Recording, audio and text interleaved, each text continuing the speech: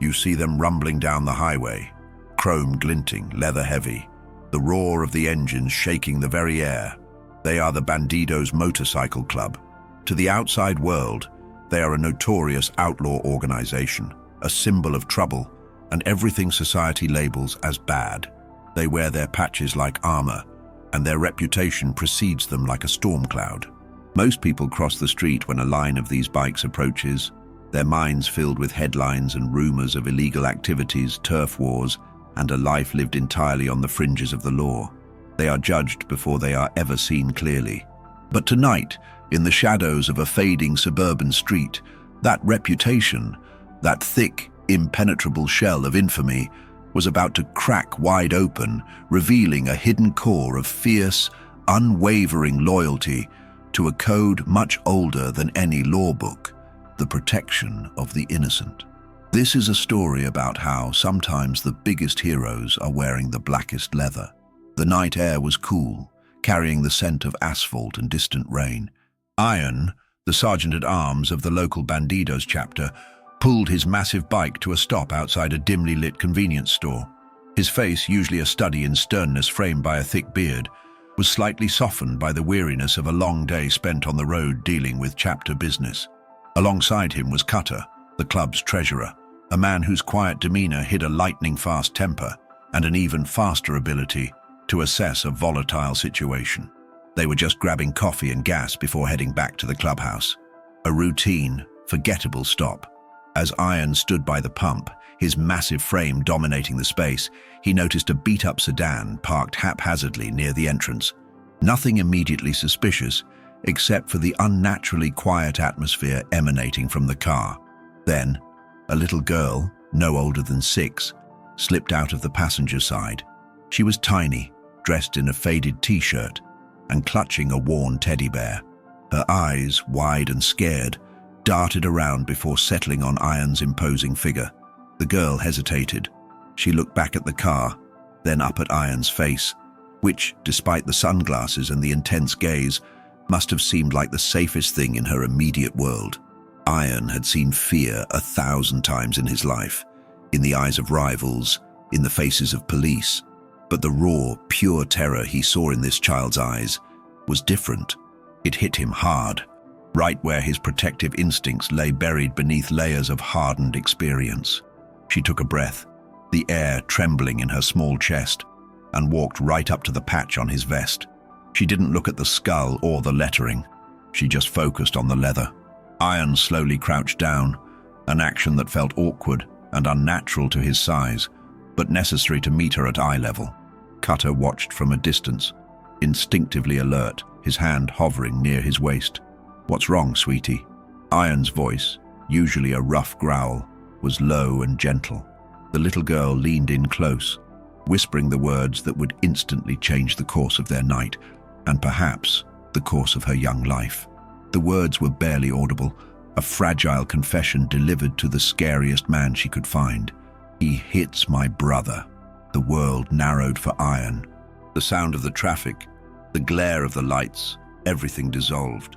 All that remained was the small, trembling voice and the terrifying implications of her statement. He glanced quickly towards the car. A man was visible in the driver's seat, slumped, likely waiting, oblivious to the desperate plea unfolding just a few feet away. Iron looked back at the girl. "Who, honey? Who hits your brother?" She pointed a small, shaky finger at the sedan. "Daddy. He hits my brother when Mommy's at work. He hit him tonight real bad." Tears finally started to stream down her face, silent and urgent.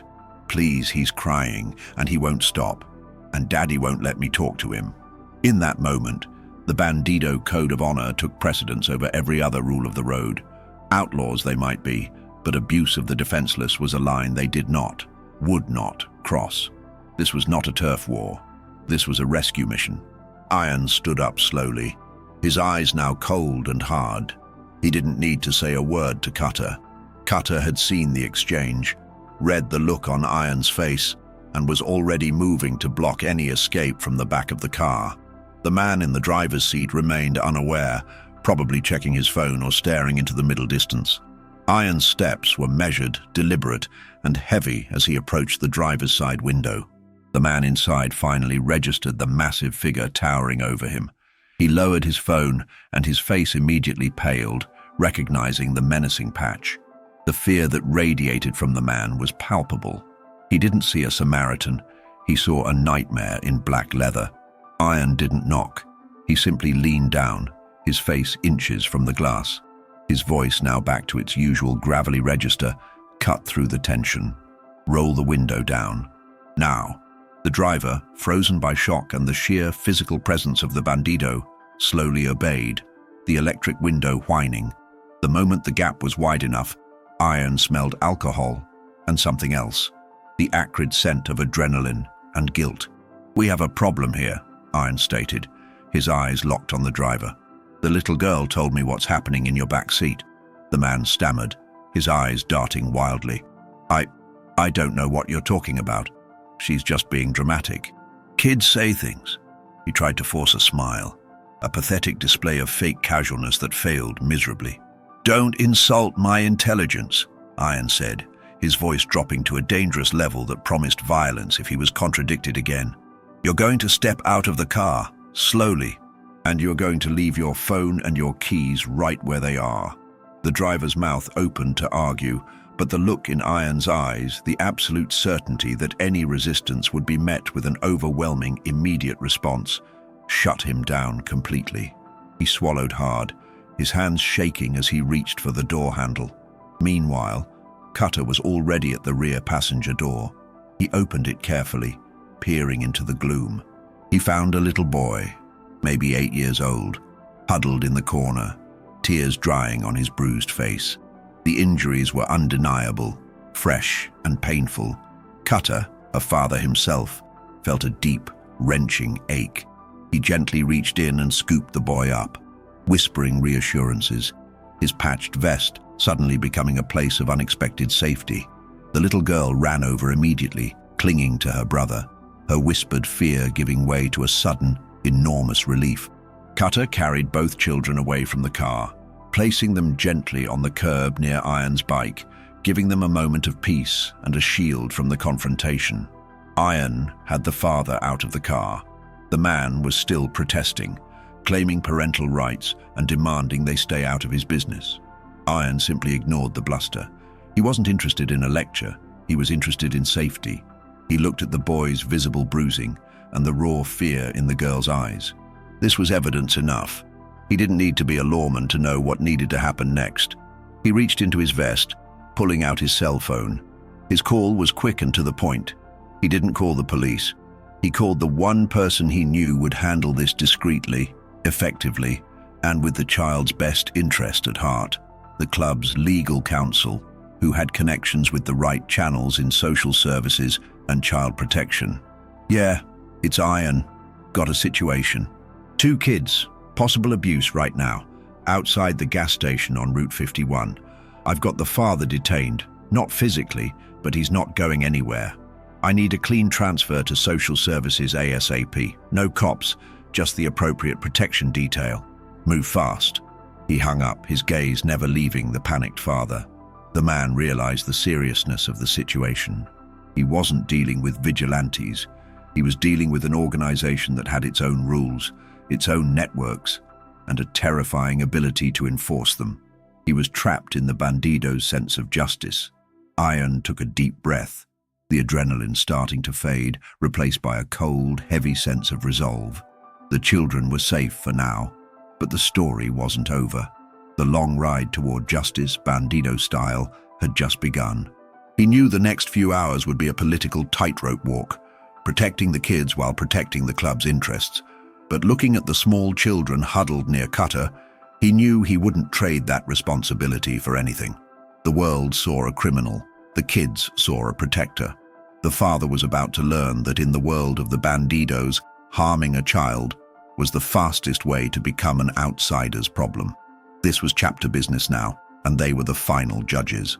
The next 20 minutes were a slow-motion study in controlled tension.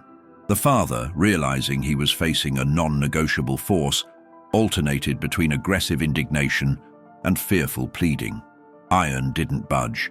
He stood like a monument of vengeance, arms crossed over his massive chest, his gaze heavy and unwavering. The driver was trapped not just by two men, but by the weight of the entire Bandidos organization. Cutter, meanwhile, sat quietly on the curb, the two children leaning against him. He spoke in low, reassuring tones, sharing a granola bar he found in his saddlebag, keeping their attention focused on his gentle voice and away from the confrontation. This was the Bandidos' unspoken policy on injustice.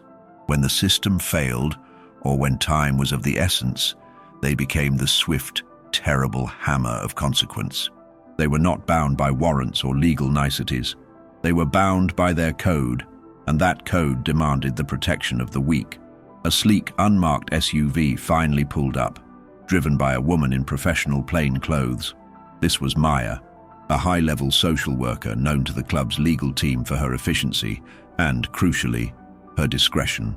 She was used to dealing with complex, volatile situations where a quick, quiet extraction was required. She saw the scene. The two massive bikers, the terrified kids, and the broken man slumped against the gas pump. She didn't flinch. She knew the players and the stakes. Maya approached Iron, nodding curtly. "Iron, the placement is secured. They'll be safe."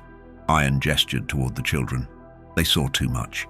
They need to disappear from this life, permanently." "That's the priority," Maya confirmed.